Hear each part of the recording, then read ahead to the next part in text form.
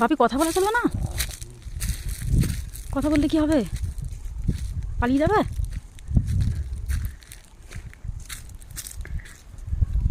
পুকুরটাই কি নোংরা গো।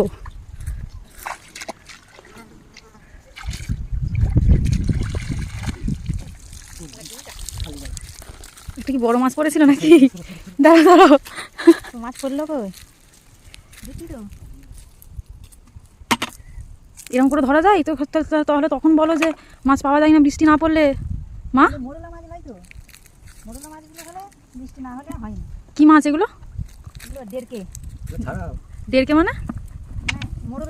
মোরলা মাছের একরকম, মোরলা মাছের মতো। এগুলো ভালো খেতে? মৌরলা মাছের দাম বেশি না এগুলোর দাম বেশি? মোরলা তাহলে কি করে ভালো হবে? এগুলো কাঁটা না, খেতে ভালো।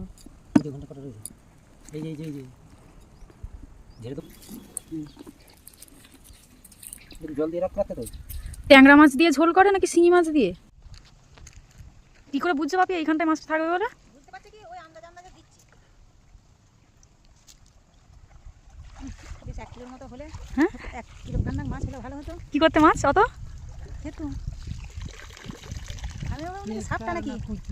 ইস, না ওটা দিয়েটা, কিটা? ওই কপি ডাঁটাটা, কপির ডাঁটাটা। কপি গোড়াটা। মা, তুমি কি ভাবছো কোমর বেঁধে জলে নামবে মাছ ধরতে? হ্যাঁ, সাপ আছে। সাপ থাকলে তো কি হলো? সামনে দিকে দেখি দেখি বালতিটা দেখাও মা।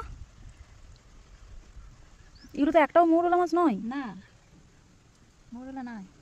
মোরলা মাছগুলো মাটিতে অনেক থাকে, যে আমি পুরো থাকি তো একটা ধরা সাপ এমন হাহা করে কাজকে চলে আসবে, আর মোরলা গাঁথি রেখেছিল একদিন এইরকম মোটা আর এরকম বড়, আর ধরা সাপটা পড়ে গেছে।